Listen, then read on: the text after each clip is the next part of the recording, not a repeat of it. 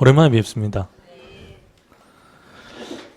요즘 날씨도 춥고 들리는 소문에 경기가 또 조금 올 겨울부터 작년만큼 못하다는 이야기가 있습니다.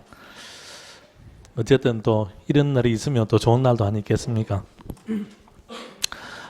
이번에 이제 지난 연말에 또 세법 개정된 내용 가지고 몇 가지 설명드리고, 그리고 지금 오늘 오신 분들은 아직 이제 개업한 지 그렇게 연차가 많이 안 되기 때문에 처음에 손님들하고 상담하기가 참 힘듭니다.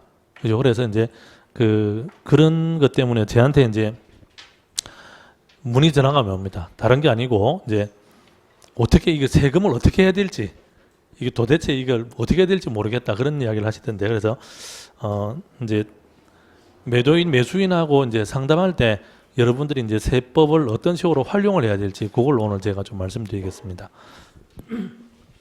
자, 일단 최근에 개정된 내용 한번 먼저 보십시오. 작년 연말에는 그 전에 비해서는 개정된 내용이 그렇게 많지는 않습니다. 근데 이제 아주 중요한 게 하나 개정된 게 있습니다. 다 알고 계시겠지만 거기 1페이지 보시면은 비사업용 토지라는 거 있죠, 그죠? 이 비사업용 토지에서 장기 보유 특별 공제를 허용한다 하는 내용입니다. 그래서 이제 기존에는 비사업용 토지에 대해서 장기 보유 특별 공제를 적용을 안 해줬는데, 근데 이제 올해부터는 비사업용 토지라 하더라도 장기 보유 특별 공제를 적용을 해준다는 겁니다. 근데 여기 함정이 하나 있습니다. 뭐냐면 잠깐 앞에 칠판 보시면 이제 종전에는 이제 비사업용 토지에 대해서 요거는 장기 보유 공제는 요거는 공제를 안 해주고, 대신에 이제 세율을 적용할 때는 요때는 이제 일반 세율을 적용을 했습니다. 일반 세율이라는 것은 이제 6%에서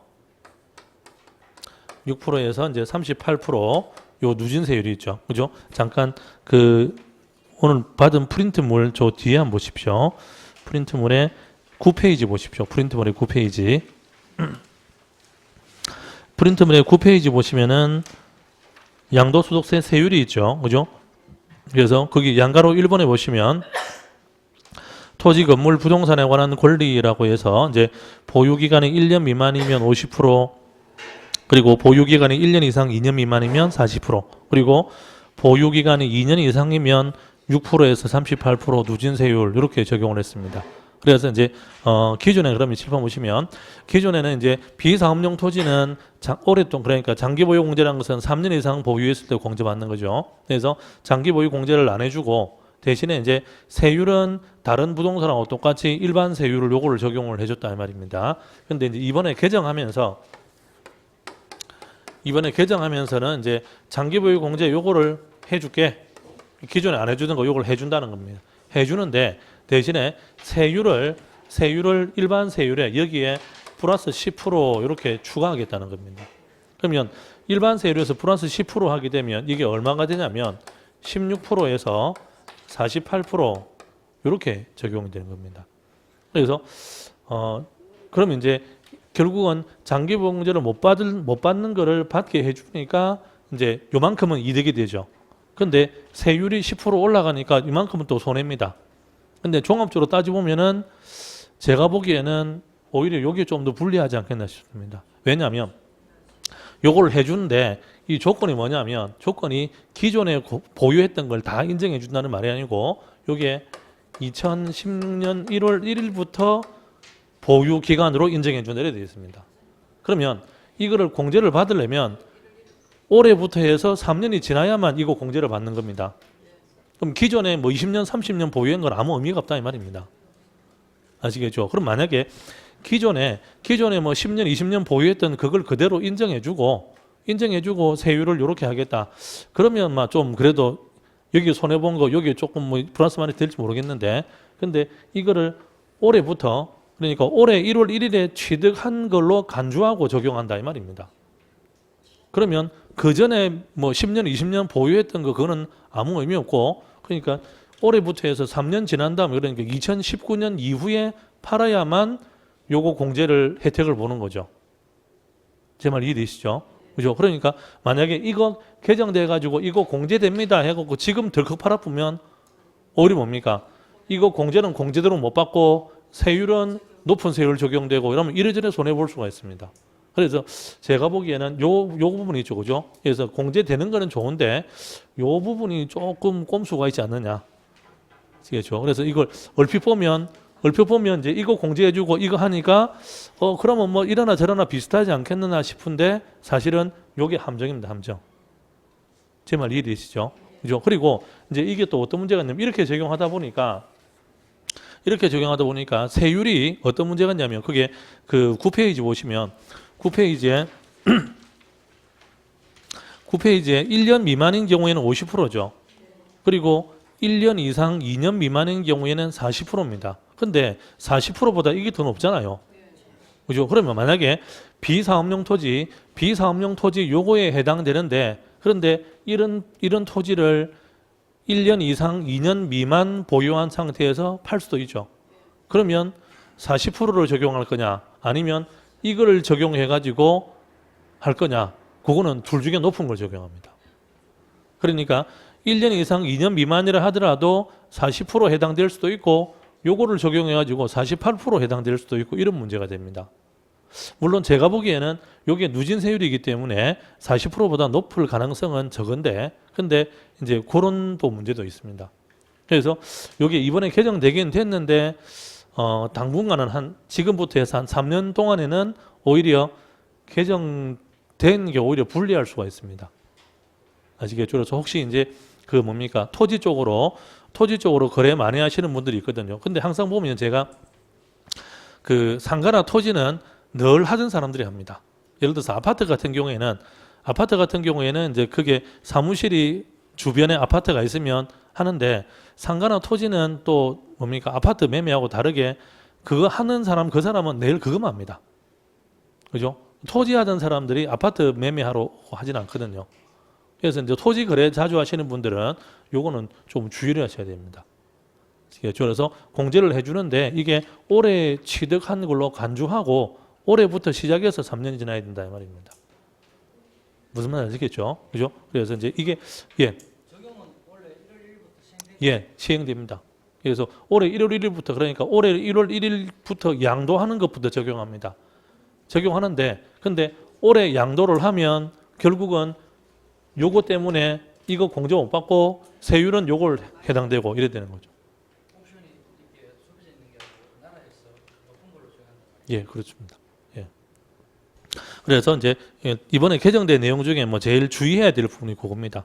그래서 이제 그 토지 매매하실 때 이제 그런 거 좀 주의하시면 되고 그리고 그 1페이지에 2번 항목 있죠. 1페이지 2번 항목은 방금 말씀드렸듯이 이제 비사업용 토지를 양도했을 때 세율이 이제 기존 누진세율 6에서 38% 기존 누진세율에다가 이제 플러스 10% 추가된 그런 내용입니다. 그래서 이제 최저 16%에서 최고는 48%까지 이제 이렇게 누진세율로 적용되니까 이제 그거 참고로 하시면 되겠습니다. 자, 그리고 2페이지 한번 보십시오. 자, 2페이지 보시면은 이제 3번에 양도소득세 세액 계산 방법을 변경한 내용인데 이것도 방금 말씀드렸듯이 이제 하나의 부동산에 대해서 세율이 2가지 이상 해당될 때 그때는 둘 중에서 이제 세금이 많은 쪽으로 적용한다 이 말입니다. 그래서 방금 말씀드렸듯이 이제 요거죠. 그죠? 요 경우에 1년 이상 2년 미만 보유해 가지고 세율이 40% 될 때의 금액하고 누진 세율을 적용했을 때 금액하고 둘 중에 이게 더 크면 이걸로 적용한다 이 말입니다. 근데 그렇게 많지는 않을 거고 이제 보통은 40% 해당될 가능성이 많습니다. 그래서 어쨌든 요 세율하고 여기 16%에서 48%요 세율하고 40%하고 이제 그 둘 중에서 큰 쪽으로 세금을 적용합니다. 아시겠죠? 자, 그리고 4번에 보시면 8년 이상 자격 농지에 대해서 양도소득세 감면 한도를 이번에 축소를 시켰습니다.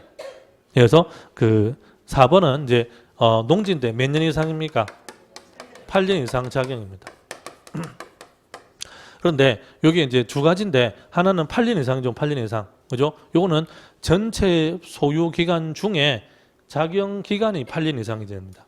그래서 이제 8년 이상인데 여기 작용이란 말은 요거는 두 가지의 뜻이 있습니다. 작용이란 말은 제촌 플러스 작용입니다. 작용. 그러니까 8년 이상 작용이라는 말은 농사를 짓는데 반드시 제촌에서 제촌에서. 그럼 제촌이라는 말은 뭐냐면 농지 소재지에 거주를 하고 있어야 됩니다. 그래서 이제 이게 세 가지인데 첫 번째는 농지 소재지의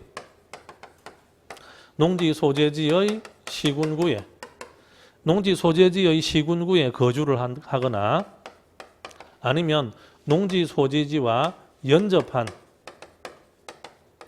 연접한 시군구에 거주를 하거나 또는 농지 소재지에서 직선 거리로 30km 이내에 거주하거나. 그래서 요거 세 개 중에 하나. 그래서 요거 세 개 중에 하나가 되어야만 그게 제촌이 됩니다.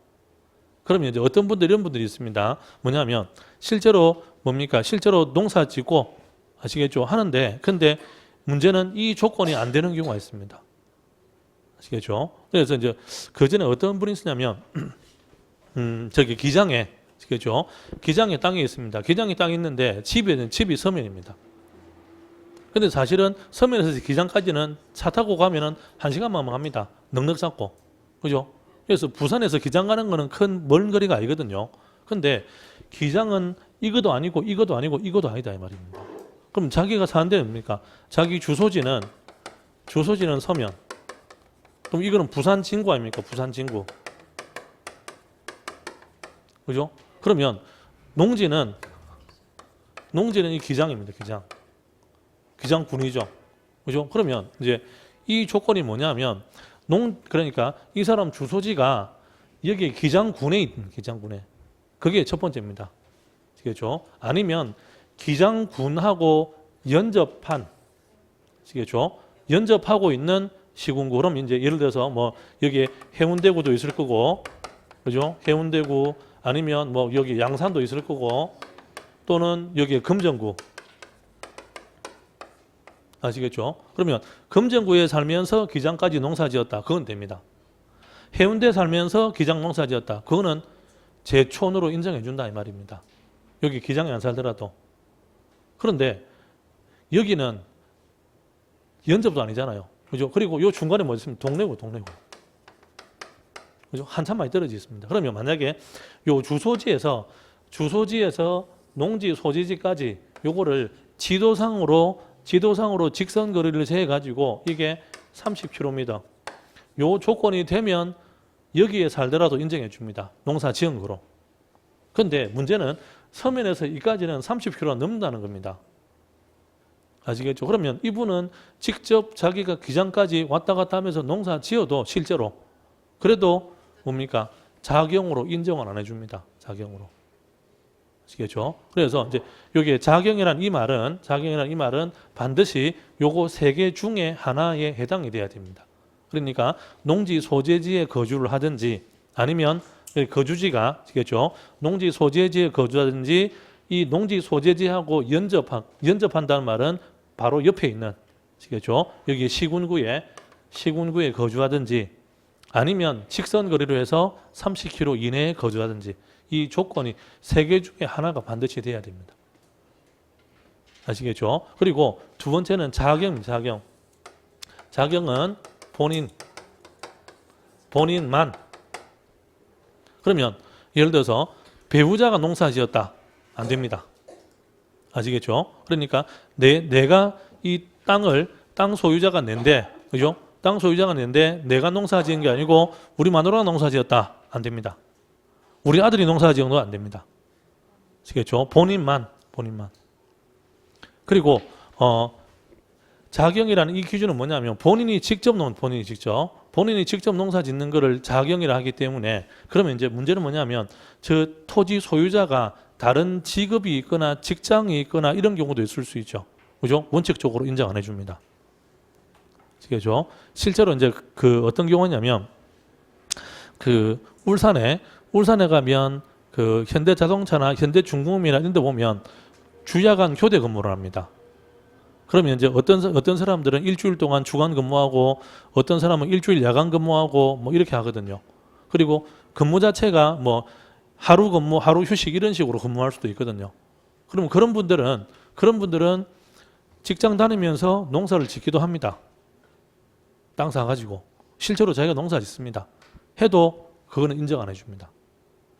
아시겠죠? 여기 자경이란 말은 자기 노동력으로 자기가 농업을 주업으로 한다는 뜻입니다. 다른 직장 다니면서 부업으로 농사 짓는다. 그걸 자경으로 인정해 주지 않습니다. 아시겠죠? 그래서 이제 그런 분들이 있죠. 주말 농장, 이런 주말 농장. 그죠?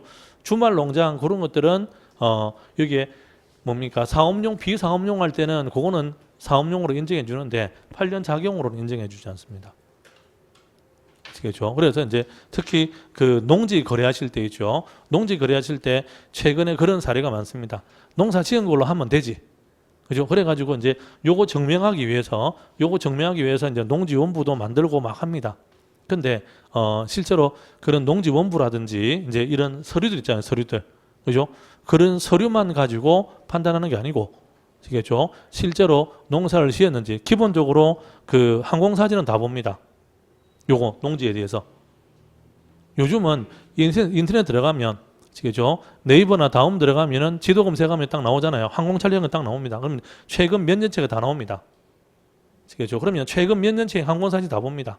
와가지고 실제로 최근 몇 년 동안에 농사 지었는지 안 됐는지 확인하고, 아시겠죠? 그 다음에 직접 현장에 가가지고 이 소유자가 직접 농사를 지은 건지도 탐문을 하기도 합니다. 세무서 공무원이 직접 나가가지고. 근데 어떤 분들은 그럽니다. 이제 서류만 만들어가지고 그게 이장한테 막걸리 한 사람 받아주고 나중에 오면은 잘 좀 이야기해 주소 하면 되겠지라고 하는 그런 아주 순진한 사람들이 있습니다. 아시겠죠? 그러면 내가 세무서 공무원이면 이장한테 가서 물어보겠습니까? 안 그렇겠죠. 그죠? 근데 아직도 88년도 생각하시는 분들이 가끔씩 있습니다. 그래가 해놓으면 되겠지 했다가 나중에 세금 추징당하는 경우가 많습니다. 그러니까 여기 8년 자격이 있죠. 요거는 100% 세금 감면이거든요. 100%. 그러면 여기 해당되면 세금은 하나도 안 내는 겁니다. 그럼 반대로 말하면 세무서에서 봤을 때는 뭡니까? 별로 해주기 싫은 겁니다. 왜냐? 이거 해봐야 세금 하나도 안 들어오니까. 그죠? 그러면 세무서에서 볼 때는 요거만한 꼬투리라도 있으면 안 해줄 연구를 합니다. 안 해줄 연구를. 여러분들을 위해 가지고 어쨌든가 해줘야지라는 생각 안 한다 이 말입니다.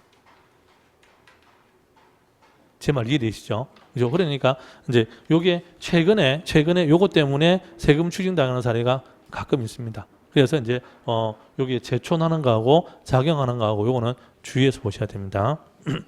그리고 이제 요게 이제 이번에 개정된 건 뭐냐면 이렇게 해서 이제 8년 작용을 해가지고 하면 그러면은 양도소득세를 100% 감면을 해주는데 요게 한도가 원래는 2억이었습니다. 2억.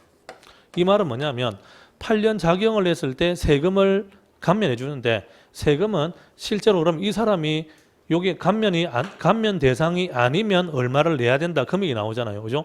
그 금액에서 1억 그러니까 기존에는 2억까지만 요거에 대한 세금을 2억까지만 감면해 줍니다. 그러면 실제로 감면이 2억 되려고 그러면 매매 금액은 뭐 몇십억 돼도 되는 겁니다.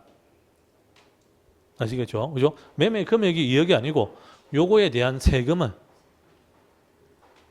아시겠죠? 그러면 세금을 예를 들어서 6에서 38% 해가지고 세금이 2억 나오려고 그러면 매매 차익이 적어도 한 5억 정도는 내야 됩니다.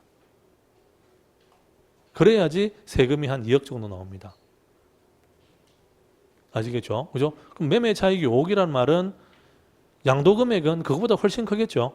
그죠? 그러니까 이제 웬만하면 요 2억 한도에서 감면이 다 되는 거였습니다. 근데 이번에 개정한 거를 이게 너무 높다. 안 그래도 요즘 세금 모자라는데 이게 높다 그래. 이거를 얼마로? 1억으로. 아시겠죠? 그러면 1억으로. 그러면 1억 정도 되려면은 매매 차익이 한 3억 정도? 한 3억에서 4억 정도? 그 정도 매매 차익이면 세금 1억 나옵니다. 그럼 만약에 여기 8년 자기용으로 모든 조건이 다 됩니다. 되는데 세금을 계산해 보니까 세금이 1억 5천 나오더라. 그러면 1억은 감면해주고 5천만 원 세금 내라는 겁니다. 근데 작년까지는 2억이 감면이었기 때문에 1억 5천 세금이 나오더라도 세금은 10원도 안 냈거든요. 아시겠죠? 그죠? 그래서 감면 한도가 이렇게 줄었습니다. 아시겠죠? 그리고 요거는 이제 그러면 이런 농지를 올해도 농지 팔고 내년에도 팔고 이렇게 할 수도 있잖아요. 그러면 올해 파는 거는 감면 한도 1억. 그럼 내년에 파는 거도 감면 한도 1억. 아시겠죠? 근데 그걸 매년 할 수도 있잖아요. 그죠? 그래서 이제 그거는 연도를 합산해 가지고 그게 5년권은 합산해 가지고 한도를 3억까지만 인정해 줍니다. 그러니까 작년에 농지 팔았고 올해도 팔았다. 근데 예를 들어서 작년에는 감면이 2억이잖아요. 2억. 그죠? 그래서 2억 감면 혜택 받았다 이 말입니다. 그럼 올해도 2억인 줄 알고 팔았는데 그래서 보니까 두 개가 합쳐가지고 4억이더라. 그러면은 1억은 내놔야 된다 이 말입니다. 세금을. 이해되시죠? 그죠? 그래서 이거는 무조건 비과세는 아닙니다. 한도가 있고 감면입니다. 아시겠죠? 자, 그리고 5번에 보시면 공익사업용 토지 등에 대한 양도소득세 감면율 조정. 요거는 이제 수용되는 경우 있죠. 토지가 뭐 토지든 아니면 건물이든 어쨌든 부동산이 수용되는 경우에 그 수용되는 그 부동산에 대해서 양도소득세 낼 때 감면해 줍니다. 근데 이제 그거는 그 보상금을 어떤 방식으로 받았느냐에 따라서 구분되는데 보상금을 현금으로 받았다. 그러면은 종전에는 감면율을 15% 감면해 줍니다. 세금에서 그러면 세금이 1억 나올 것 같으면 15% 감면해 가지고 8,500만 원만 낸다 이 말이죠. 그죠? 이제 그런 식으로 감면해. 그리고 보상금을 현금으로 받은 게 아니고 채권으로 보상받았으면 기존에는 20% 해줬습니다. 대토 보상도 20% 이렇게 했는데 이제 이번에 개정하면서 이걸 5%씩 낮췄습니다. 그래서 현금으로 받았을 때 감면율 10% 그리고 채권 보상은 15%. 아시겠죠? 그래서 이제 이게 이번에 감면율이 좀 내렸습니다. 자, 그래서 이제 그게 5번 내용입니다. 자, 그리고 6번 보십시오. 6번. 장기 임대주택에 대한 양도소득세 장기보유 특별공제율 적용 대상 확대라고 하는데 이 6번을 오해를 많이 합니다. 6번을. 어떻게 오해를 하냐면 여기 6번 내용은 뭐냐면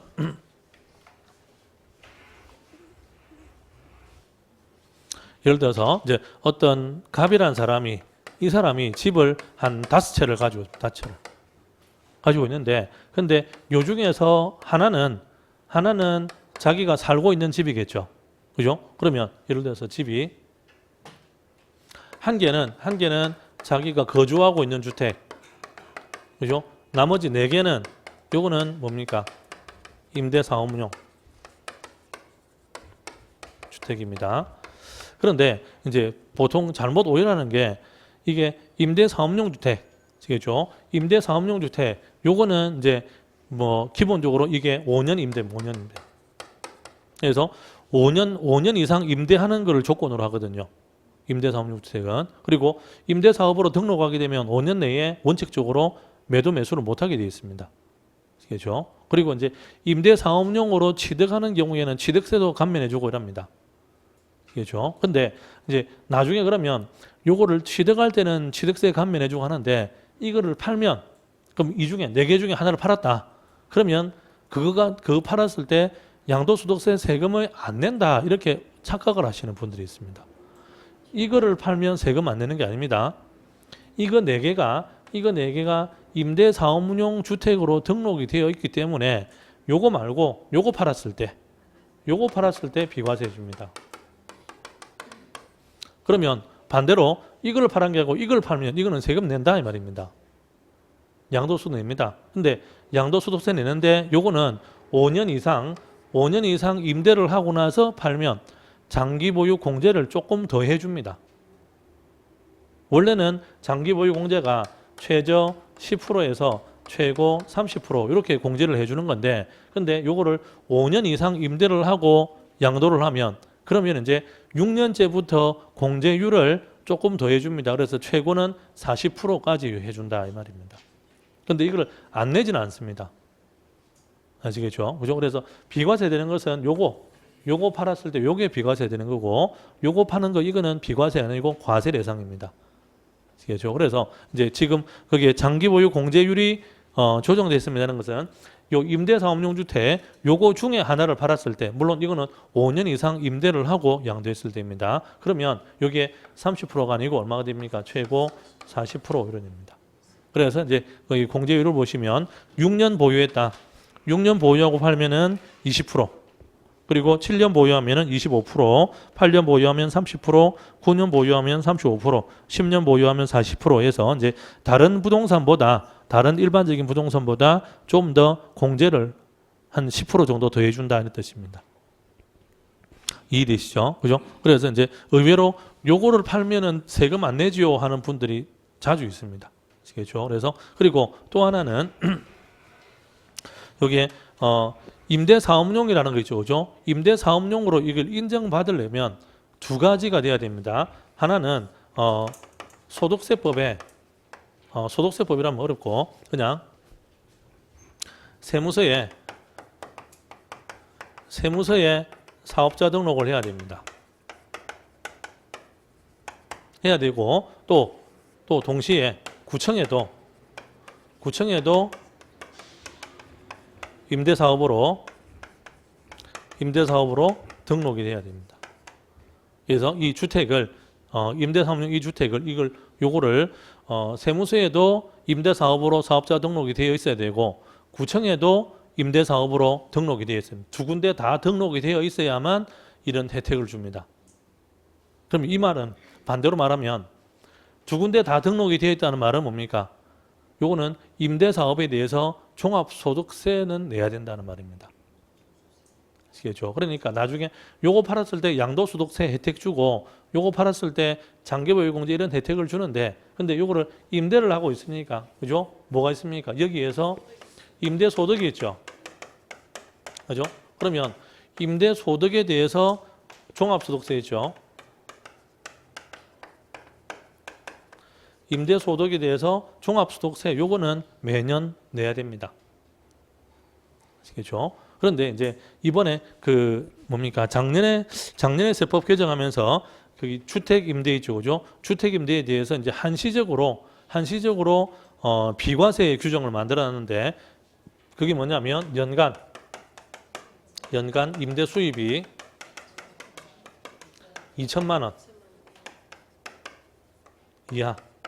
그래서 연간 임대 수입이 2천만 원 이하일 때 이때는 한시적으로 요게 2016년 12월 31일까지는 연간 임대 수입이 2천만 원 이하인 사람은 집이 몇 채가 있든 간에 세금을 과세 안 합니다라고 이렇게 한시적으로 해놨습니다. 근데 이게 그럼 내년부터는 2017년 1월 1일부터는 이게 과세로 넘어가는 겁니다. 아시겠죠? 그죠? 그래서 이제 지금 현재는 집이 몇 채가 있든 간에 임대 수입, 여기 임대 수입이라는 것은 월세 받는 거, 월세. 보증금 빼고. 어차피 보증금은 그거는 소득이 아니잖아요. 그죠? 예를 들어서 내가 집이 5채 있는데 그죠? 그중에 네 채를 전부 다 뭡니까? 전세를 주고 보증금 받았습니다. 월세 받은 거 없습니다. 그러면 보증금만 받은 거 그거는 세금을 낼 게 없습니다. 왜냐? 내가 한 채당 1억씩 보증금 받았다.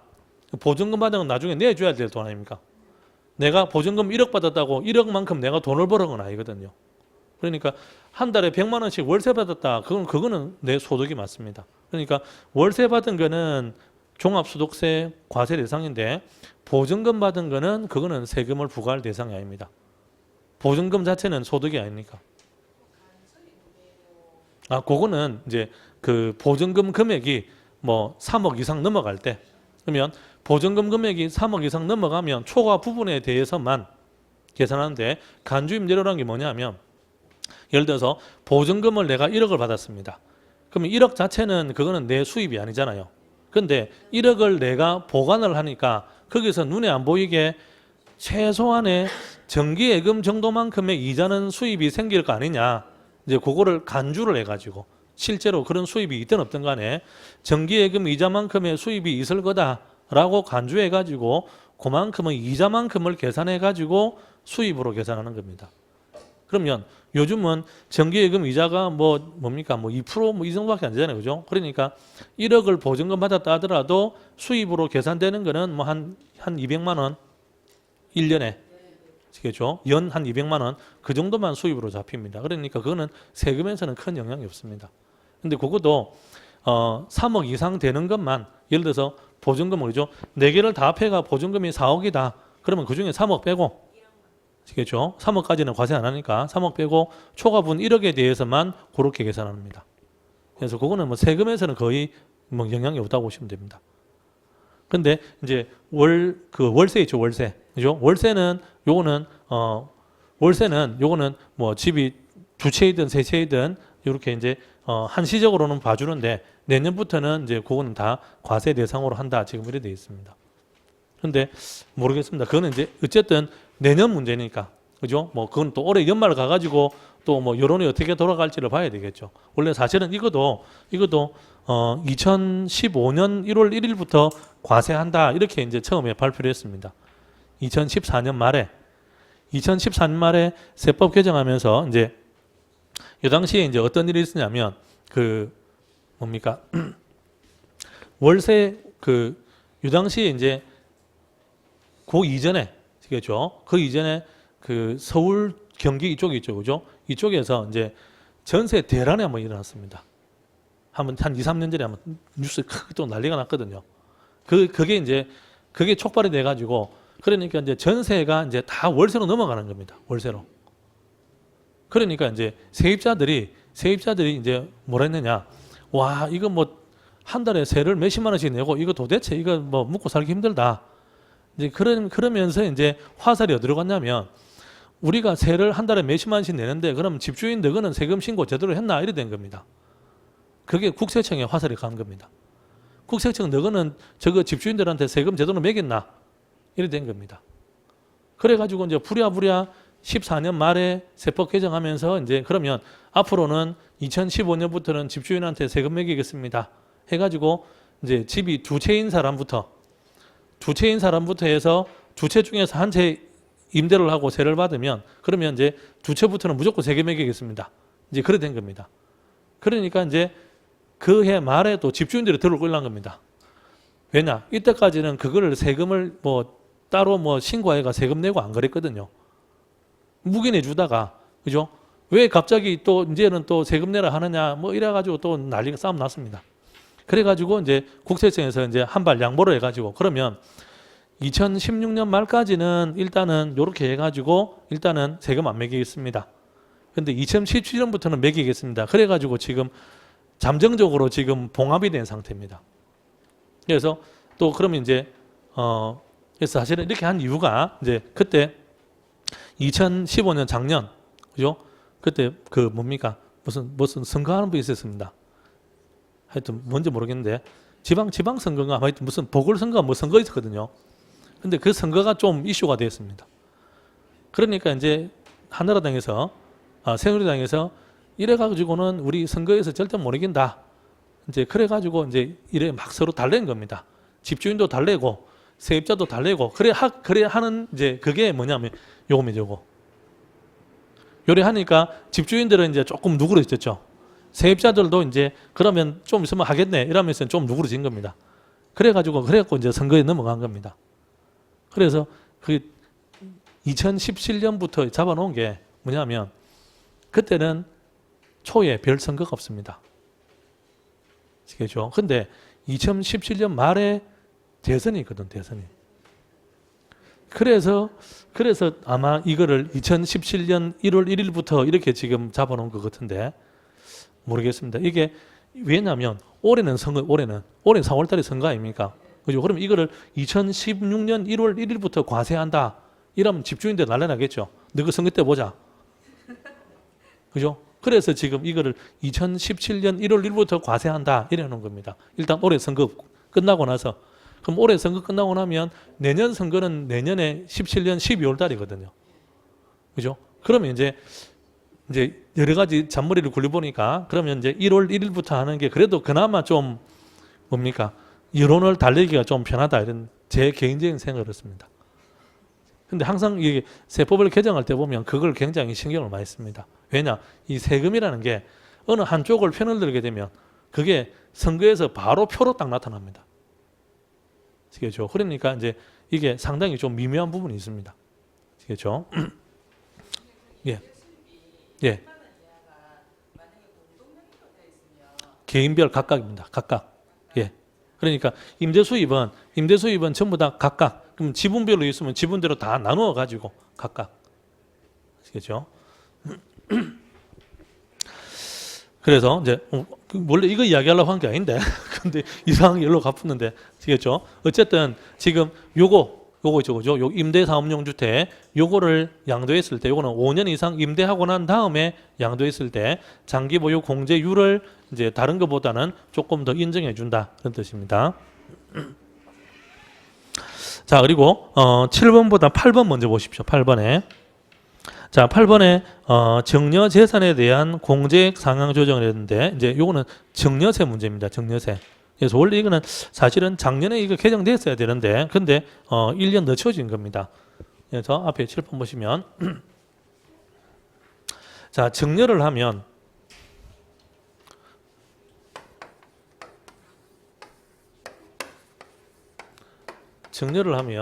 정려해 주는 사람이 정려자입니다. 그죠? 그리고 정려받는 사람이 수정자인데 그럼 정려받는 사람이 취득세도 내고 또 정려세도 두 가지 세금을 다 냅니다. 그래서 두 가지 세금 다 내는데 근데 이 정려세라는 이 세금은 이 세금을 계산하는 방식이 정려 금액에서 정려 공제를 뺀 금액 요거에다가 곱하기 세율입니다. 그래서 이제 정려세는 요게 최저 10%에서 최고는 50%까지 이렇게 적용돼. 그러면 이제 이 정려 공제라는 게 뭐냐? 정려 공제라는 게 이제 갑하고 을하고 두 사람이 어떤 관계냐에 따라서 이 공제 금액이 달라집니다. 그래서 이제 그게 프린트물 보시면 배우자에게 정리했을 때는 정려 공제가 얼마입니까? 6억입니다. 그러면 배우자에게는 공제 금액이 6억이니까 그죠? 웬만큼 정려를 해도 정려세 세금 낼 일은 별로 없다 이 말이죠. 아시겠죠? 근데 이 공제 금액은 최근 10년을 합산을 합니다. 아시겠죠? 즉 이 말은 뭐냐면 만약에 최근 10년을 합산을 하면 그러면 올해 6억 정리해주고 내년에 또 6억 정리해주고 또 그 다음에 또 6억 정리 계속 이럴 수가 있죠. 그죠? 그러면은 매번 세금 안 낼 거 아닙니까? 그죠?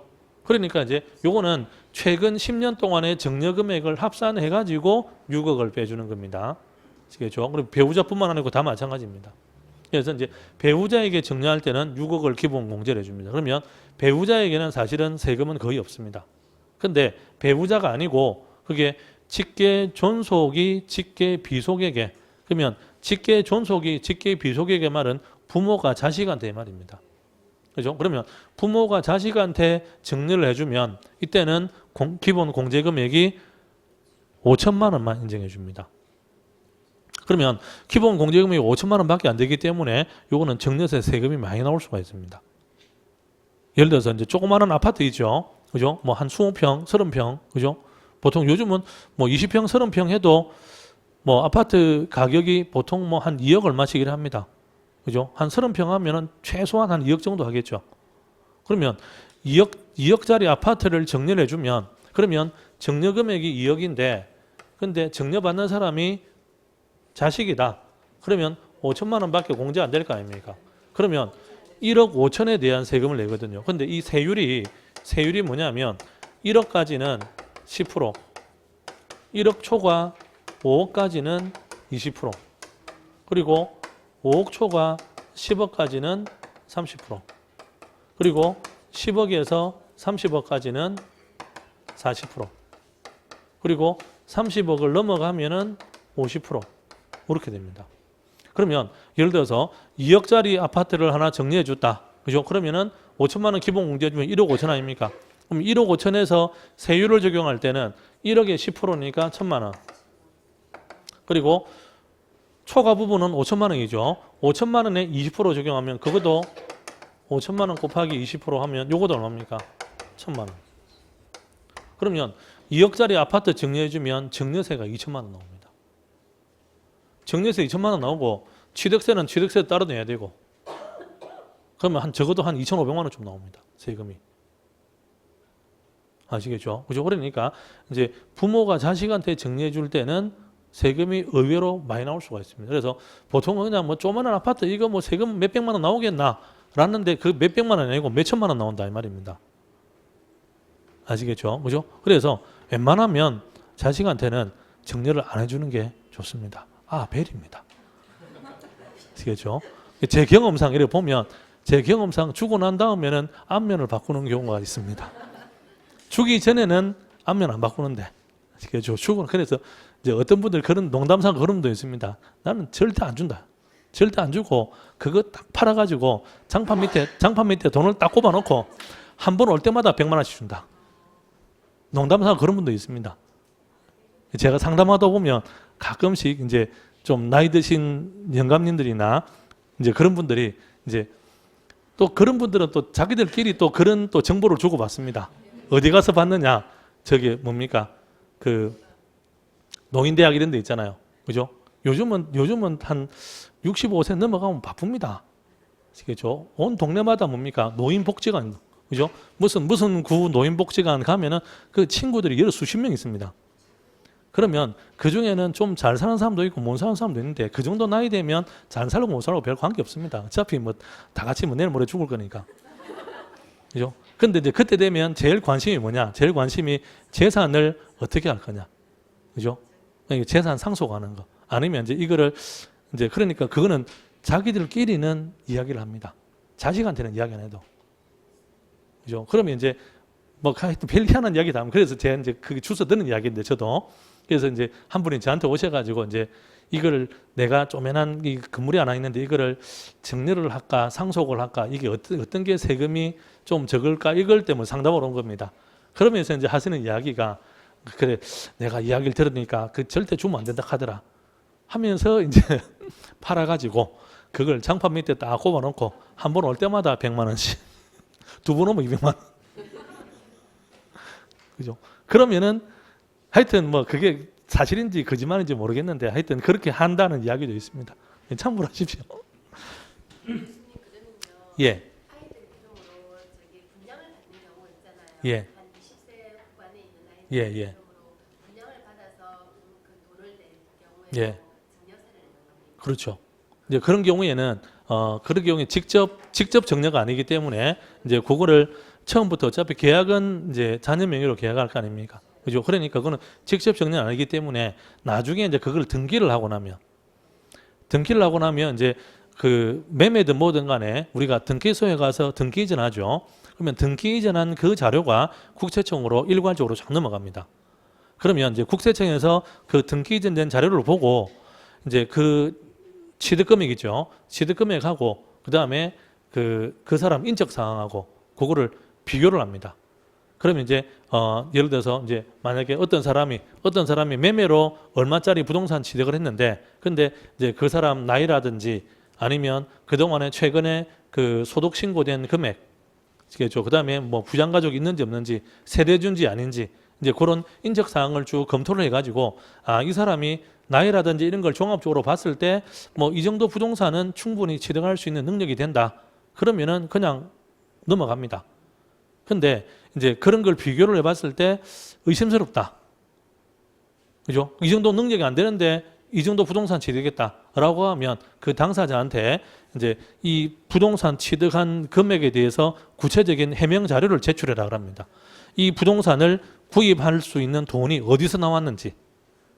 아시겠죠? 그걸 해명 자료를 제출해라 하는데 대부분은 제출이 안 됩니다. 왜냐? 해명 안 될 사람들한테만 해명 자료를 내라 하니까. 해명될 만한 사람들은 아예 언급을 안 합니다.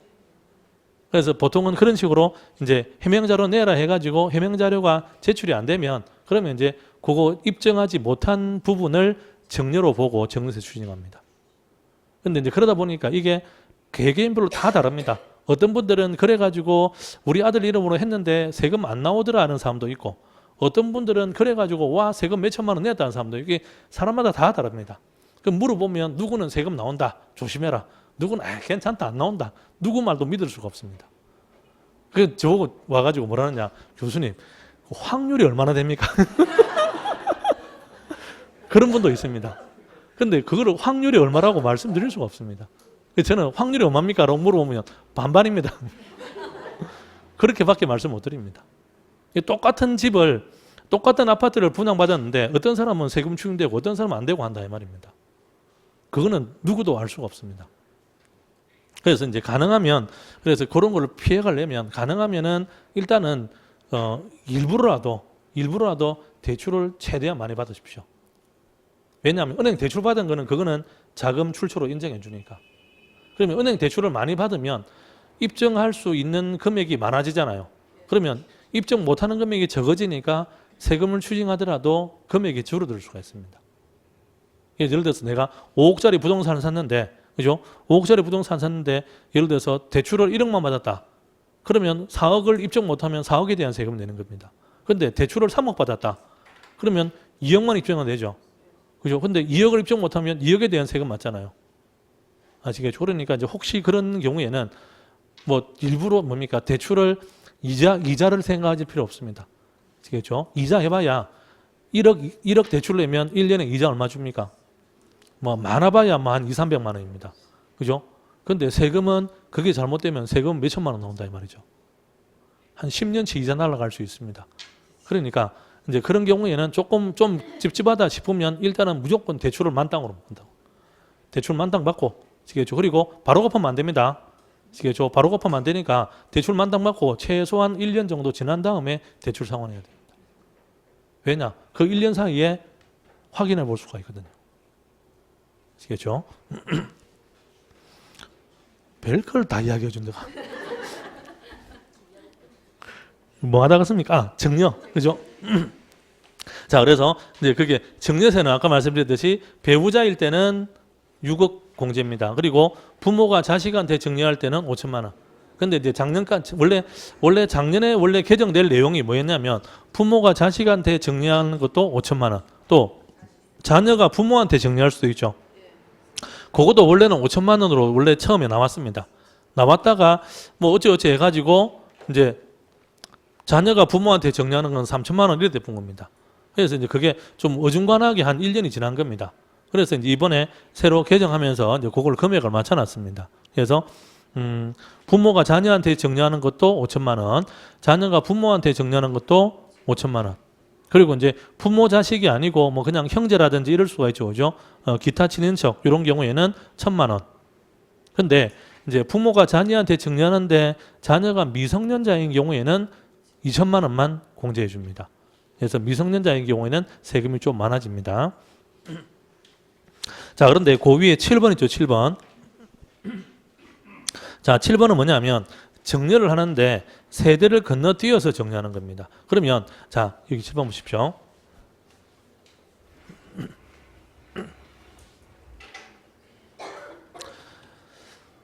자, 할아버지가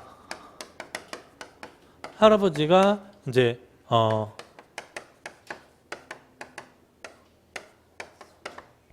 그럼 할아버지하고 내하고는 손자죠, 손자. 그죠? 그러면 할아버지가 아버지한테 정려를 합니다. 그럼 여기에 정려세 내야 되죠. 그죠? 그리고 아버지가 또 내한테 정려를 하면 그러면 정려세를 또 내야 됩니다.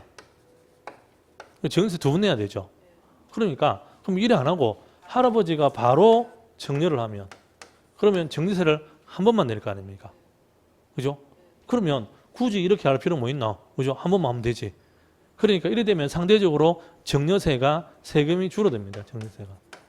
그래서 이제 이렇게 하는 거를 방지하기 위해서 중간에 세대를 건너뛰어 가지고 할아버지가 손자한테 바로 정리했다. 그러면 정려세에 곱하기 130% 이렇게 합니다. 아시겠죠? 그래서 이제 정려세 세금 계산해 가지고 곱하기 130%. 이게 세대를 건너뛴 정리에 대한 할증과세입니다. 근데 이렇게 하는데 만약에 이 정려받는 사람, 이 정려받는 사람이 미성년자일 때, 정려받는 사람이 미성년자이면 130%가 아니고 140% 해서 좀 더 세금을 많이 매기겠다 이 말입니다. 그래서 이제 작년까지는 정려받는 사람이 미성년자인지 누군지 안 따지고 무조건 130%를 과세했습니다. 근데 이제 올해부터는 정려받는 사람이 미성년자인 경우에는 140%, 정려받는 사람이 성년인 경우에는 130%. 요게 이제 정려세 할증과세입니다. 근데 이거는 정려세에도 이렇게 해당되고 상속세도 똑같이 이런 식으로 130%입니다. 그러면 상속세도 예를 들어서 할아버지가 돌아가셔가지고 그 재산을 아버지가 안 받고 손자가 받을 수도 있잖아요. 그죠? 그렇게 하더라도 똑같이 상속세에서 130%, 140% 그렇게 합니다. 그래서 정려세 상속세는 똑같습니다. 예. 아, 그거는 아닙니다. 그거는 예를 들어서 이제 아버지가 사망하고 안 계시다. 그죠? 그러면 이거는 세대를 건너뛴 게 아니고 그냥 단순한 정려입니다. 그렇죠? 그래서 이제 아버지가 살아 있는데, 그죠? 아버지가 살아 계시는데 건너뛰고 정려하면 이렇게 플러스 130%입니다. 근데 아버지가 먼저 돌아가셨다. 그러면은 이게 할 수가 없잖아요. 그죠? 그러니까 그때는 상관없습니다. 자, 그래서 이제 최근에 이번에 개정된 내용은 이제 그렇게 하시면 되고, 자, 그리고 그 4페이지 보시면 이제 실무적으로 여러분들이 그로 주로 이제 실제로 세금 때문에 상담하는 거는 주로 매도인들하고 이야기죠. 그죠? 예를 들어서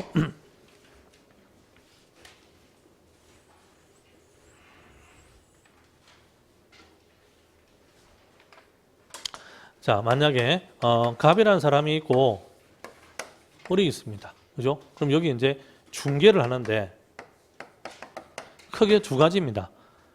임대차를 중개할 수도 있고 또는 뭡니까? 매매를 할 수도 있고.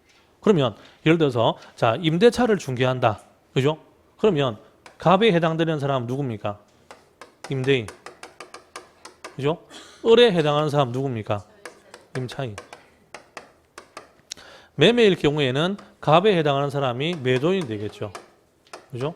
을에 해당하는 사람은 매수인입니다. 그러면 각각 이 사람들하고 세금을 어떻게 상담해야 될 거냐? 그죠? 그러면 자, 예를 들어 첫 번째 임차인. 그죠? 그럼 임차인이 손님으로 왔습니다. 그죠? 예를 들어서 자, 내가 임차인인데 그죠? 여러분들 사무실에 내가 집을 구하러 왔다 이 말입니다. 그러면 임차인하고 내가 임차인인데 여러분들하고 내하고 세금 가지고 별 할 이야기 많습니까? 임차인은 별 세금 관계 없죠. 그죠? 그러니까 임차인한테 해당되는 세금은 사실은 뭐 거의 상관이 없는 내용들입니다. 그죠? 근데 임대인이 왔습니다. 집주인이 왔습니다. 집주인이 세를 놓으러 왔습니다. 그러면 집주인이 세를 놓으러 왔으면 집주인하고 여러분들하고 집주인하고 어떤 세금 이야기 하겠습니까?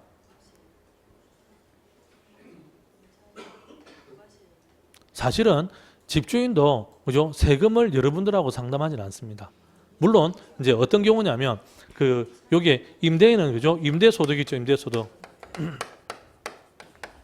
임대소득에 대해서 종합소득세를 냅니다.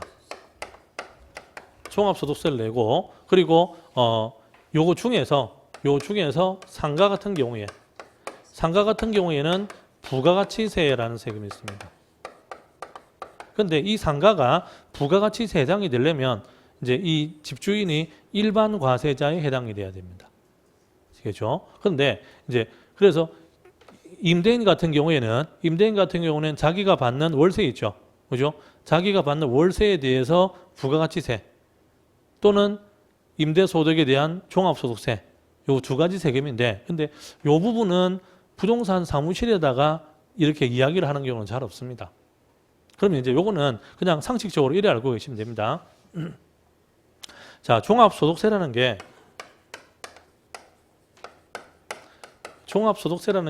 요게 이 안에 세금이 6개가 있습니다. 6개가.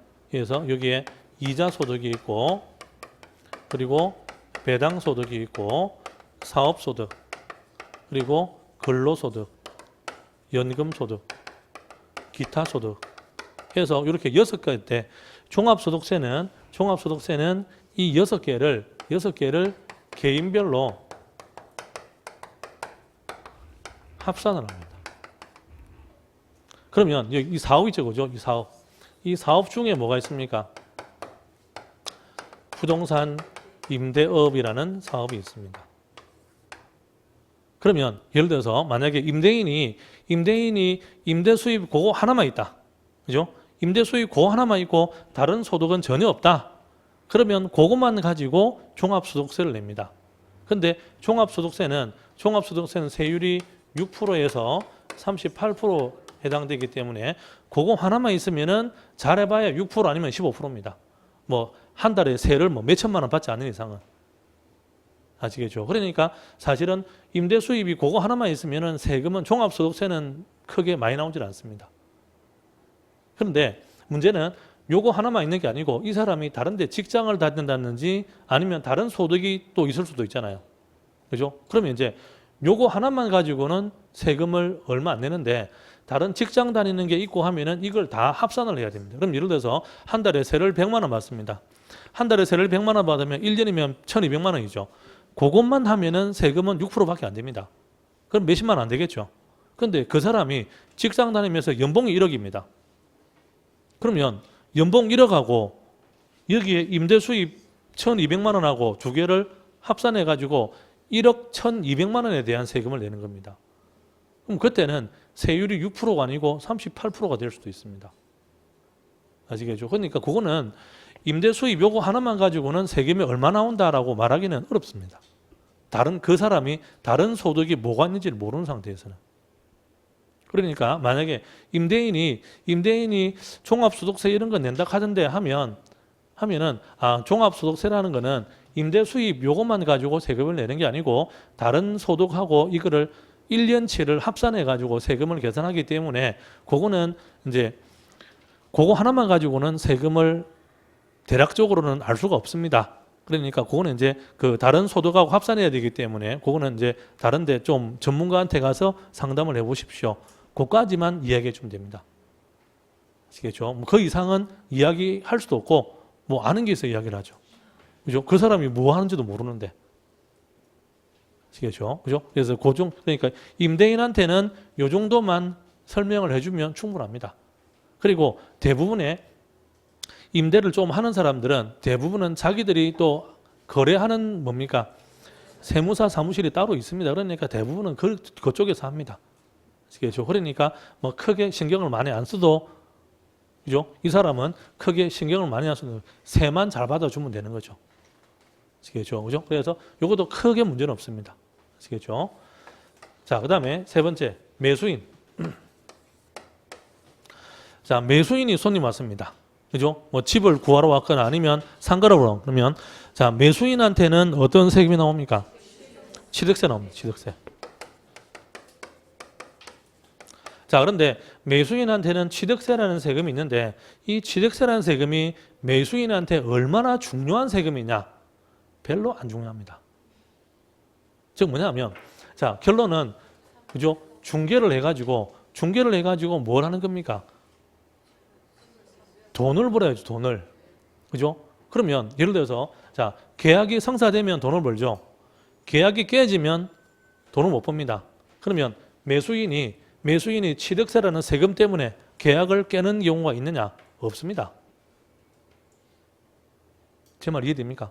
아시겠죠? 그러니까 매수인은 취득세라는 세금이 있는데 이거는 그냥 자기가 부담해야 될 비용 중에 하나일 뿐입니다. 예를 들어서 매수자가 그죠? 10억짜리 상가를 사는데 와 세금이 너무 많다. 내 못하겠다. 이런 사람 있습니까? 없거든요. 그죠? 그러니까 매수인은 취득세라는 세금은 어느 정도 낸다는 걸 알고는 있습니다. 그게 정확한 금액은 모르겠지만 어쨌든 취득세라는 세금 냅니다. 그리고 여러분들이 취득세라는 세금을 자세하게 설명 안 해주더라도 그냥 알아듣습니다. 왜냐? 등기할 때 법무사 사무소에서 이야기해 주니까. 그리고 그거는 그냥 당연히 뭡니까? 당연히 지불해야 될 비용입니다. 아시겠죠? 그러니까 매수인한테 취득세라는 세금은 이게 해당이 되더라도 이 세금이 매수인이 도장을 찍는데 결정적인 역할을 하지는 않습니다. 매수인한테 취득세란 세금은 여러 가지 고려돼야 될 사항 중에서 맨 꼴등에서 뭐 한 꼴등에서 1번, 2번쯤 될 겁니다. 아시겠죠? 매수인한테 제일 중요한 건 뭡니까? 얼마짜리 가격. 그죠? 가격이 제일 중요한 겁니까? 그죠? 그리고 두 번째로 중요한 거는 돈이 좀 모자라면 대출을 어디서 잘 받을 수 있을지. 그죠? 그거 두 개만 되면 되죠. 그리고 세금은 그거보다 한참 밑에 있다 이 말이에요. 우선순위가. 아시겠죠? 그럼 세금 모자란 다음에 대출 받을 때 좀 더 받게 해주면 될 거 아닙니까? 그죠?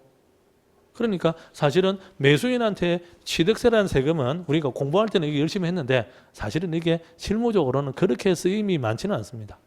그냥 이렇다라는 거죠. 근데 매도인한테, 자, 매도인 어떤 셈입니까? 그러면 매도인한테 양도소득세 요거는 우선순위에서 1번은 아니더라도 한 2번이나 3번쯤 됩니다. 예를 들어서 매도인이 여러분들 사무실에 물건을 내려왔습니다. 팔로. 그죠? 그럼 예를 들어서 요 옆에 아파트를 팔러 왔다. 그죠? 그러면 제일 궁금한 거는 가격이 제일 궁금하겠죠. 요즘 시세가 얼마나인지. 우리 아파트, 우리 집 팔면 그러면 금액이 얼마나 들는지. 그죠? 그 다음에 두 번째로 궁금한 게 그거 팔면 세금 얼마 나올지. 그러니까 매수인이 취득세가 너무 많다 이래가 계약을 깨는 경우는 없습니다. 근데 매도인은 와 세금 너무 많은데 이거 안 되겠는데 그런 경우는 자주 있습니다. 아시겠죠? 그러니까 항상 여러분들이 염두에 둬야 될 거는 세금은 매도인 입장에서 양도소득세가 얼마나 될지를 대략적인 예측을 할 수 있어야 됩니다. 그러면 예를 들어서 만약에 자, 요 옆에 아파트를 하나 팔러 왔는데 그죠? 3억이다. 그죠? 그러면 3억짜리 아파트를 팔러 왔습니다. 그러면 그 사람이 제일 먼저 물어보는 거는 요즘 얼마쯤 팔립니까? 그죠? 그게 제일 궁금하겠죠. 그럼 3억쯤 시세가 3억쯤 됩니다. 그럼 뭐 수리를 하고 안 하고 차이 있을 건데 막 평균적으로 한 그 정도 보면 됩니다. 그럼 그 다음에 그 사람이 그러면 그거 팔면 세금 얼마 나올까요? 라고 물어봅니다. 그때 얼마 정도 나올 건데요? 라고 이야기를 해야 되죠. 그때 가가지고 그거는 내가 잘 모르겠고 다른 데 가서 물어봐야 되는데 이럴 수는 없다 아닙니까? 그죠? 그러니까 대략적으로 세금이 얼마 나올지를 알고 있어야 된다 이 말입니다. 아시겠죠? 그거는 대략적으로 세금을 계산하는 방법은 이렇게 보시면 됩니다. 원래 양도소득세는 잠깐 보시면 거기 4페이지에 원래 FM대로 계산하면 이렇게 하면 됩니다. 그죠? 근데 이거를 어느 세월에 3억짜리 파는데 잠깐만 앉아 보이소. 내 이거 보고 계산해가 가르쳐 줄게요. 이럴 겁니까? 그거 아니거든요. 그죠? 그러면 3억짜리 팔면 세금 얼마입니다라고 해요. 그런데 이거를 일일이 계산하고 있을 수는 없다 아닙니까? 그러면 다른 거 다 무시하고 두 가지만 가지고 계산하면 두 가지만. 하나는 자, 양도 금액은 얼마입니까? 양도 금액은 3억입니다. 그럼 일단은 취득할 금액 아는 그죠? 취득가요. 요거는 알아야 돼요. 요거는. 그죠? 그러면 이제 물어보니까 그거는 뭐 한 몇 년 전에 2억 5천에 샀다. 그죠? 그러면 2억 5천입니다. 그러면 다른 건 다 무시하고 요거만 가지고 그럼 차익이 얼마입니까? 차익이 5천만 원이죠. 그럼 요게 곱하기 세율 이래 가지고 세금이 얼마입니다.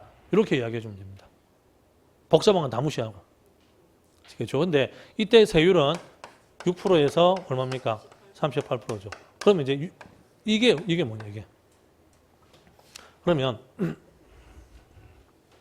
자, 6%에 38% 이 말은 그죠? 1,200만 원 이하는 아까 그 9페이지죠, 9페이지. 그죠? 요거는 6%입니다. 6%. 그죠? 그런데 1,200만 원에서 4,600만 원 요거는 72만 원 플러스 1,200만 원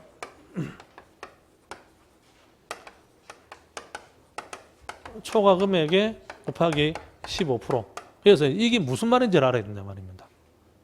그럼 예를 들어서 자, 만약에 이 금액이 5천만 원이 아니고 이 금액이 1,000만 원입니다. 이 금액이 매매 차익이 1,000만 원입니다. 그럼 1,000만 원이면 세율이 6% 되겠죠. 그죠? 그러면 세금은 얼마입니까? 60만 원. 그죠? 근데 예를 들어서 차익이 2천만 원일 수가 있잖아요. 그죠? 2천만 원이면 2천만 원 중에서 1,200만 원은 요거는 6% 계산하고 나머지 초과 부분이 얼마입니까? 800만 원. 그죠? 요거는 15% 계산한다 이 말입니다. 그래서 요거를 계산하면 요 금액이 72만 원입니다. 금액이. 그래서 요게 72만 원 이렇게 되는 겁니다. 아시겠죠? 그죠? 그리고 그러면 이제 초과 부분에 그러면 15%가 해당되는 거는 2천만 원 전부가 다 15%가 아니고 초과된 금액에서만 15%다 이 말이죠. 800만 원에 15%. 그래서 요걸 다 더하면 얼마가 되죠? 더하면 192만 원 이렇게 나옵니다. 그래서 이제 그 표를 보시면 그죠? 그 9페이지에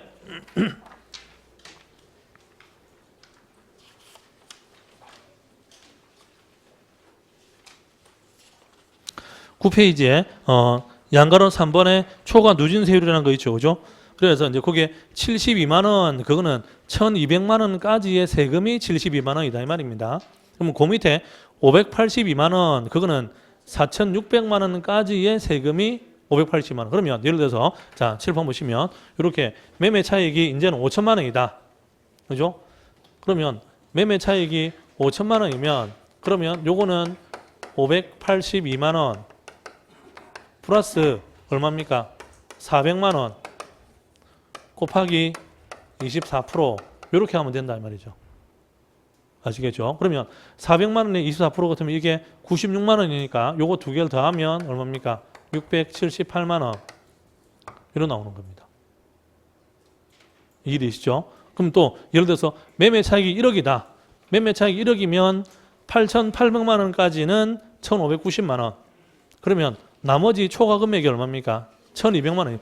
1,200만 원에 곱하기 35% 이렇게 되는 겁니다. 아시겠죠? 그러면 이제 요거를 좀 귀찮더라도 이제 미리 계산을 미리 해놓지 미리. 지금 뭐냐면 이제 어떻게 할지는 알겠죠? 그죠? 그러면 이제 오늘 집에 가셔가지고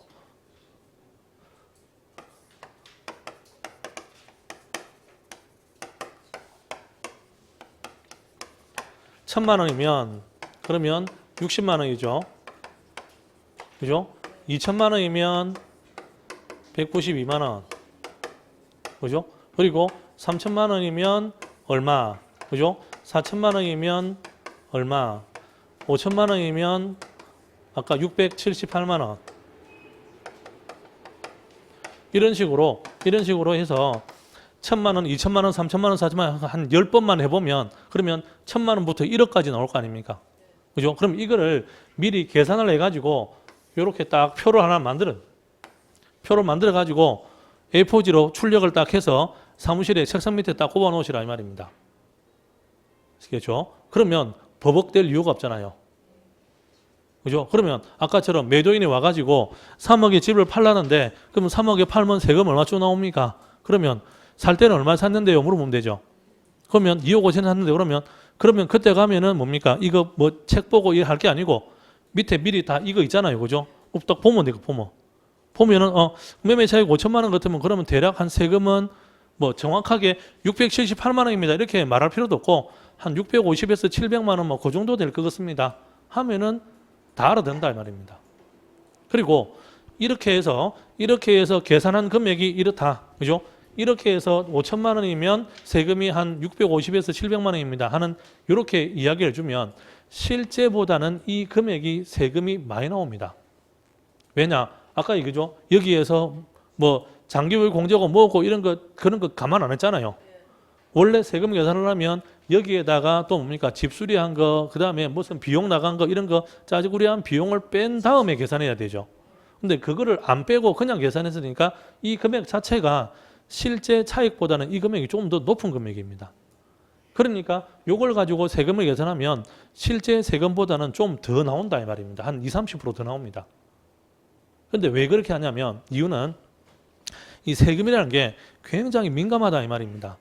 예를 들어서 자 이렇게 해가지고 세금이 한 700만 원 나옵니다라고 이야기를 해줬습니다. 그래서 그럼 그 사람이 그 정도 같으면 그러면 뭐 팔아도 되겠네. 그래서 이제 물건 내놓고 갔다 이 말입니다. 그래서 실제로 계약을 해가지고 팔았습니다. 그죠? 근데 그 사람이 나중에 양도소득세 세금을 실제로 계산을 신고해야 될 거 아닙니까? 그죠? 실제 세금 계산해 보니까 700만 원까지는 안 나오더라 이거죠.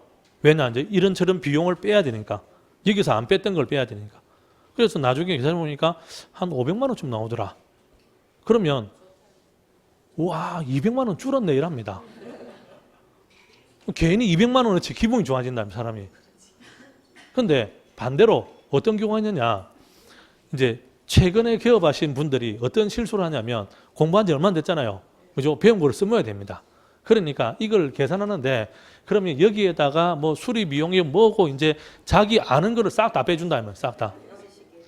싹 다 빼가지고 왜냐 그렇게 하는 이유는 자기가 그렇게 하면은 그 상대방한테 그래도 세금이 좀 줄어든다. 그러니까 이 사람이 내 손님이니까 이 사람이 매도인이 이 사람 내 손님이니까 그래도 내 손님한테 좀 유리한 쪽으로 해줄 마음으로 자기는 그게 서비스. 그죠? 서비스 정신이 너무 추출해가지고 그래가지고 그 손님한테 물어보니까 뭐 수리 비용 얼마 들어갔네 뭐 들어갔네 뭐 말하는 대로 다 뺀 겁니다. 그래가지고 세금을 계산 보니까 한 300만 원밖에 안 들어요. 그죠? 와 사장님 한 300만 원밖에 안 나온대요. 계약하시죠? 이렇게 된 겁니다. 그 나중에 보니까 실제로 뭡니까? 안 빼야 될 걸 뺀 것도 있다 이 말이죠. 아시겠죠? 그래서 실제로 나중에 세금 계산 보니까 세금이 500 나오더라. 200만 원어치 욕을 들어먹습니다. 욕만 들어보면 다행이고. 아시겠죠? 그러니까 세금이라는 거는 제일 조심해야 될 게 세금은 정확한 게 좋은 건 아닙니다. 아시겠죠? 예를 들어서 그 매도인이 저한테 와가지고 세무사님 이번에 양도소득세 세금 신고해야 되는데 그죠? 내일 모레까지 신고해야 되는데 세금 신고하기 위해서 왔다. 그러면 저는 10원짜리까지 정확하게 계산해가지고 세금 고지서 발급해 줘야 됩니다. 세금 내십시오라고. 그때는 10원짜리까지 정확해요.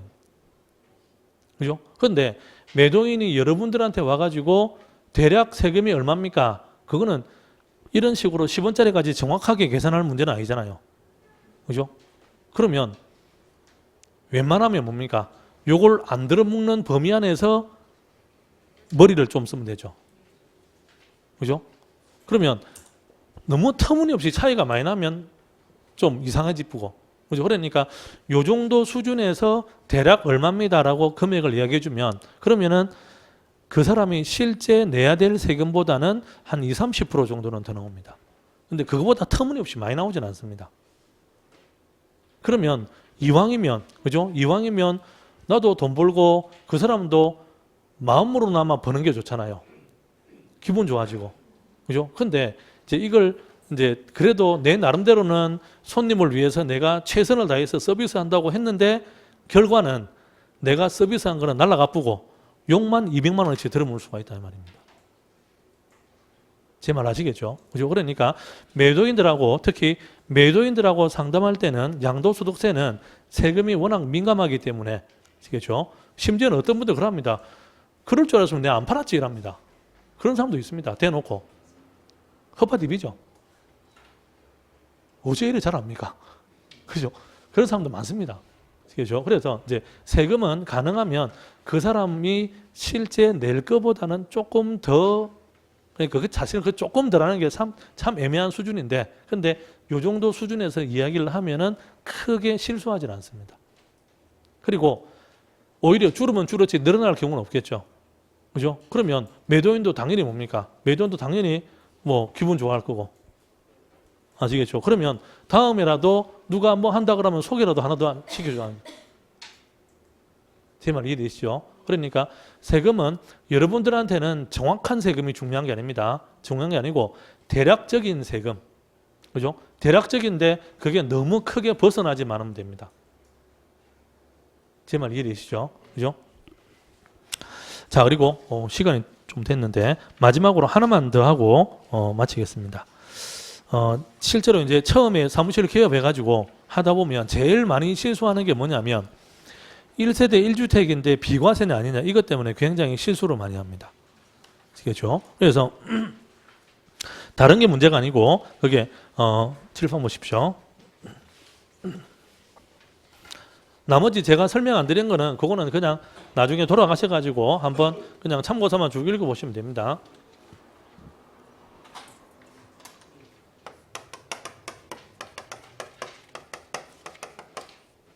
자, 1주택이면 비과세죠.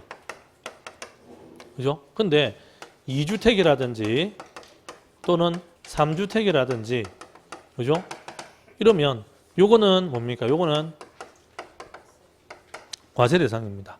그러면 중요한 거는 1주택인지 2주택인지 하는 이 기준은 누구 기준이냐? 그죠? 누굽니까? 1세대입니다. 1세대. 그래서 1세대라는 이 말을 굉장히 조심을 하셔야 됩니다. 아시겠죠? 그래서 그러면 1세대라는 이 말은 그죠? 1세대는 어디까지가 1세대냐 이 말입니다. 1세대는 본인, 배우자, 직계존속, 직계존속 부모죠. 그죠? 그리고 직계비속, 이거는 자녀입니다. 그리고 형제, 자매까지.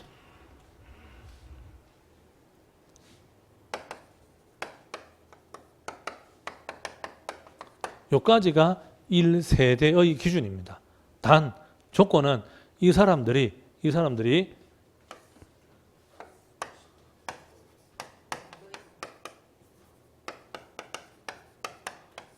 동거가족입니다.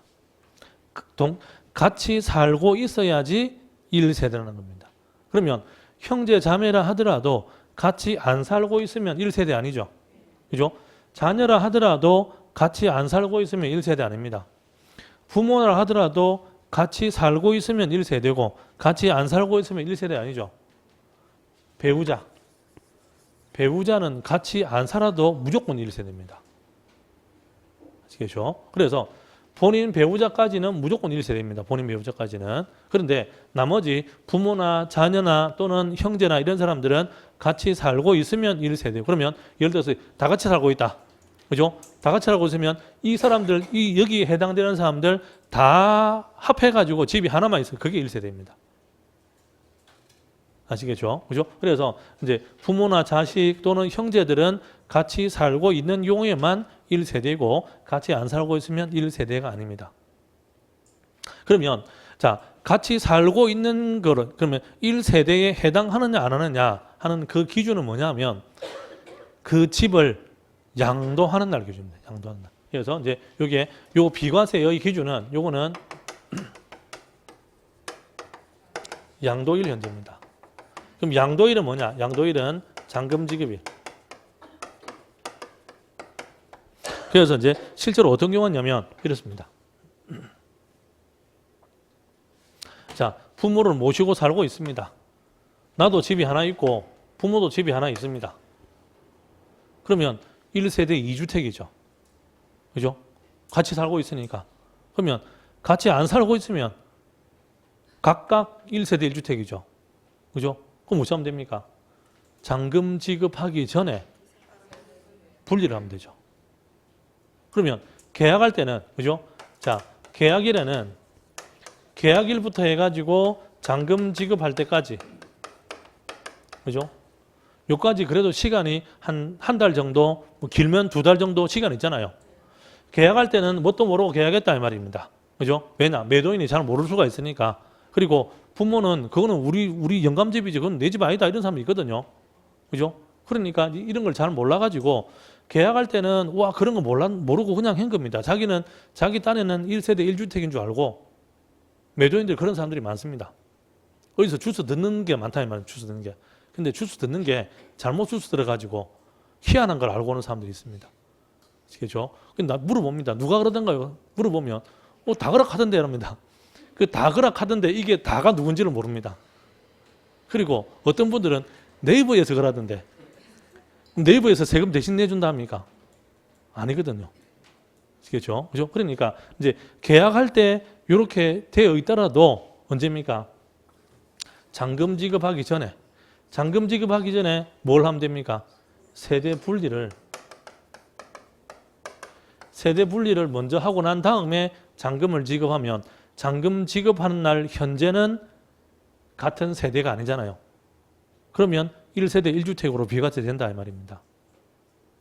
아시겠죠? 그래서 요거는 이 비과세에 해당하는지 안 되는지는 양도하는 날, 양도일, 즉 잔금 지급일 현재로 1세대 1주택이냐 아니냐입니다. 그러면 잔금 지급하기 전에 세대 분리를 먼저 해가지고 그러면 이제 주소를 딴 데 옮겨놔야죠. 그죠? 그리고 난 다음에 이 집을 팔면 비과세 된다 이 말이죠.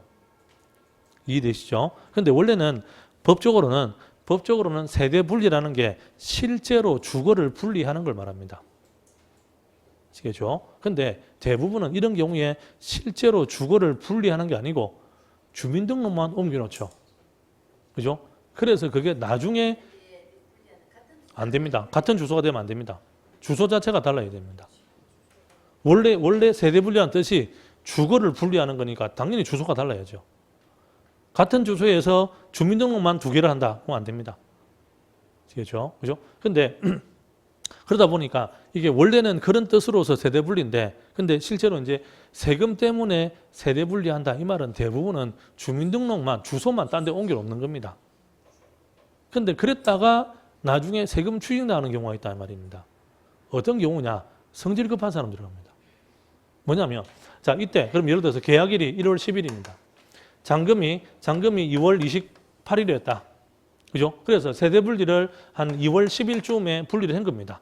이제 이렇게 이야기를 들어가지고. 그래서 잔금 치기 전에 미리 분리해놨죠. 그죠? 그러면 자, 이 분리했다가 이거를 나중에 돼 가지고 다시 뭡니까? 합치더라 이 말입니다. 그럼 이거를 언제쯤 합쳐야 되느냐? 적어도 한 1년 정도 지난 다음에 합쳐야 됩니다. 아시겠죠? 최소한 아무리 급해도 6개월 동안은 합치면 안 됩니다. 왜 그러냐면 자, 이유는 세대 분리하고 이게 2월 28일 잔금제였습니다. 그죠? 그러면 만약에 이게 정상적으로 세금을 신고해야 될 대상이었다. 그러면 이거는 언제까지 신고하는 거냐면 4월 30일까지 신고를 해야 되는 거죠. 그런데 1세대 1주택일 경우에는 굳이 신고 안 해도 법적으로는 문제가 없습니다. 그럼 문제는 뭐냐면 이 집이 여기 2월 28일 날 양도한 이 집이 1세대 1주택으로 비과세 대상입니다. 아닙니다는 최종적으로 누가 결정합니까? 세무서에서. 그러면 세무서에서는 자 2월 28일 날 잔금 지급했으니까 4월 30일 신고 들어올 때까지는 가만히 있겠죠. 그죠? 근데 이게 신고가 안 들어왔을 거 아닙니까? 뭐 했을 수도 있고 안 했을 수도 있고 결과는 마찬가지입니다. 그러면 신고가 들어왔을 수도 있고 안 들어왔을 수도 있는데 그러면 만약에 그렇다 치면 5월 1일부터 뭘 하겠습니까? 이게 실제로 비과세가 맞는지 안 맞는지를 판단하겠죠.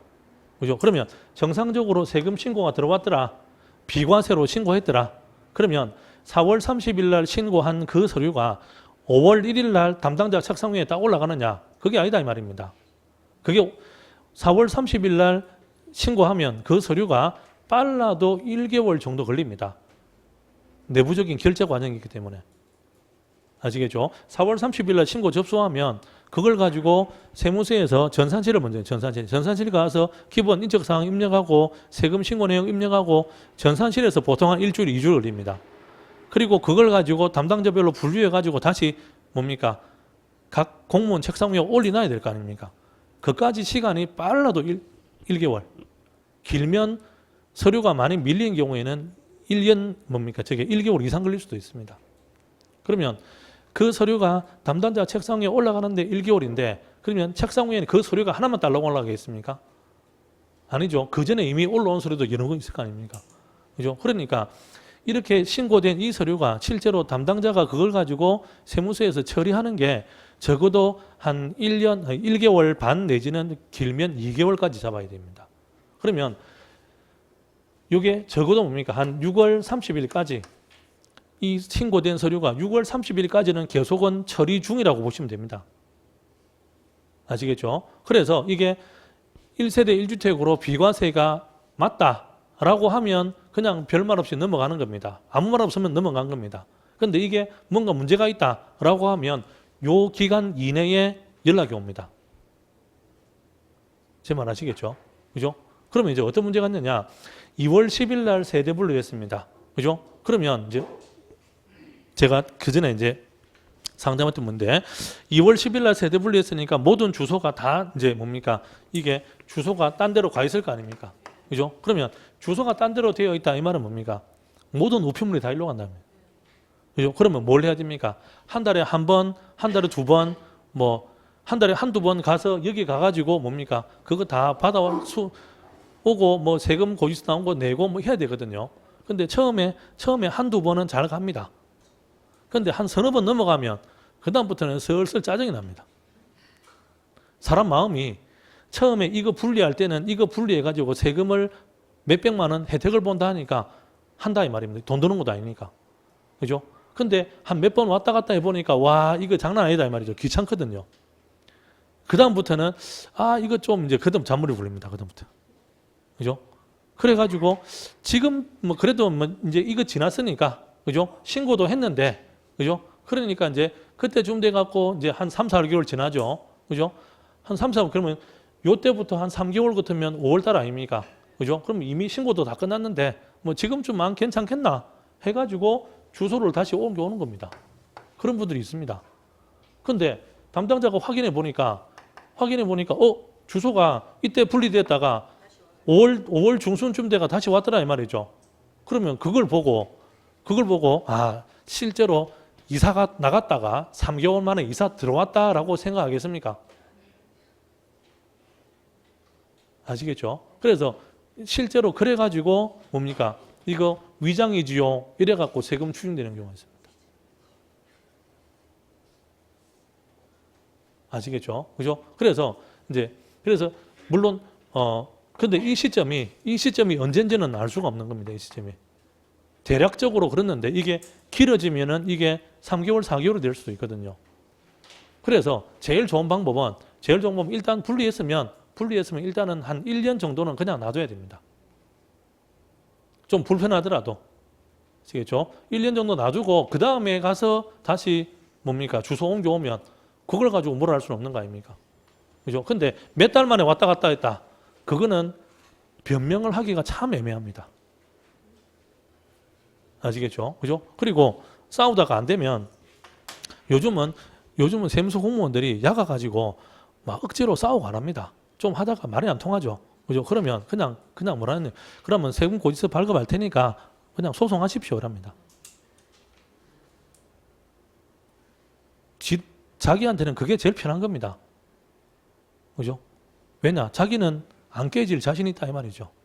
그죠? 그러니까 괜히 막 옥신각신 뭐 감 지르고 요즘은 그래 안 합니다. 요즘은 공무원들이 야가가지고 자기도 스트레스 받거든요. 그 싸우는 자체가 스트레스인데. 그죠? 그러니까 좀 몇 마디 해보다가 영만 말이 안 통하더라.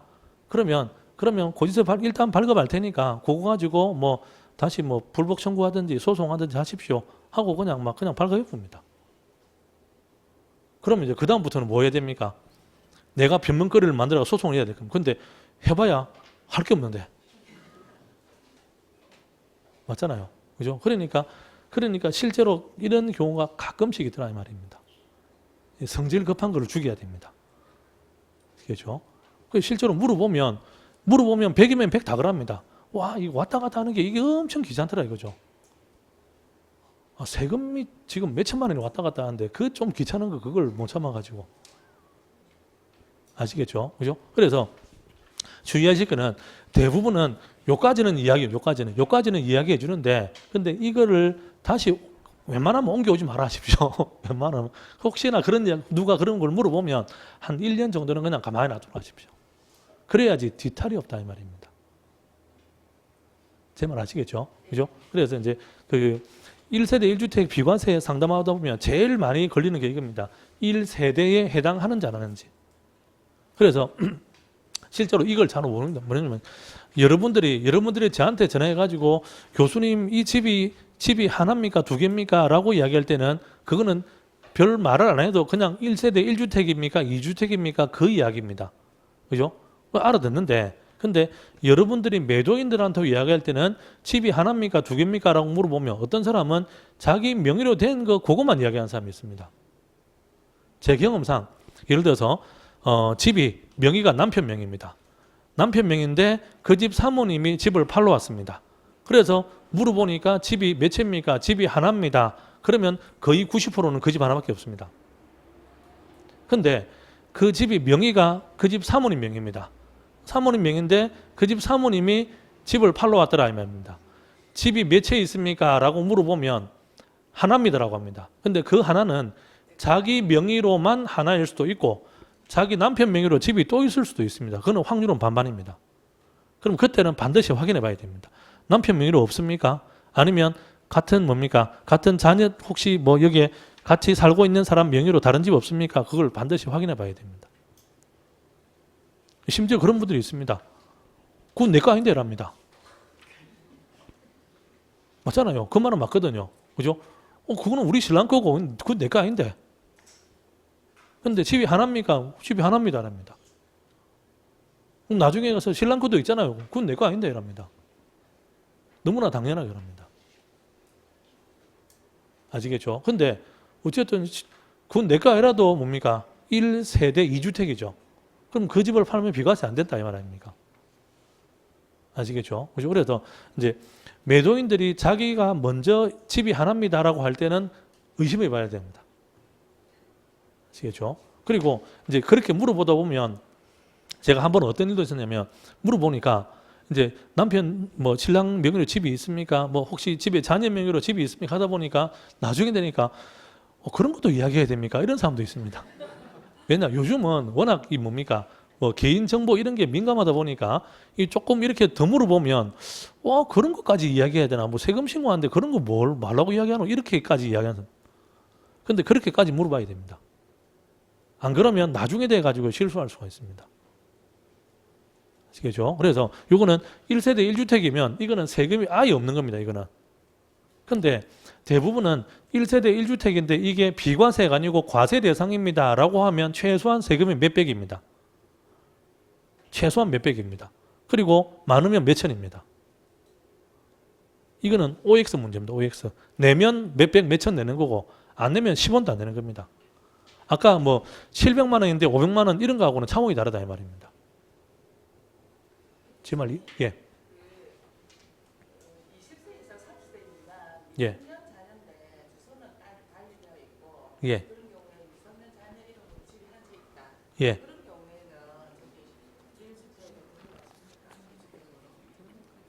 경우에는 그 자녀가 예를 들어서 직장 다니면서 이제 갑근세 신고하는 게 있다. 그러면은 따로 분리하면 따로 1세대가 됩니다. 따로. 근데 만약에 그 자녀가 특별한 소득이 없다. 그런 경우에는 분리해놔도 같은 1세대입니다. 그래서 이제 그거는 30세 미만일 경우에는 소득이 반드시 있어야만 별도로 1세대 인정해 줍니다. 근데 30세 이상이면 소득이 없더라도 1세대 인정해 주니까 그거는 분리만 해놓으면 됩니다. 평수 관계 없습니다. 평수 관계 없습니다. 그 이야기를 많이 하시는데 평수 관계 없고 금액 관계 없습니다. 시골에 있는 다 떨어진 집도 100만 원짜리 집도 그것도 1주택입니다. 어떤 분도 그럽니다. 그거 괜찮다 하던데요. 그거 물어봅니다. 누가 그러는요? 네이버가 세금 내줍니까? 아닙니다. 그런 경우에는 시골에 그 집 철거해야 됩니다. 시골에 그 집 철거하는데 오히려 세금보다 훨씬 비용이 적습니다.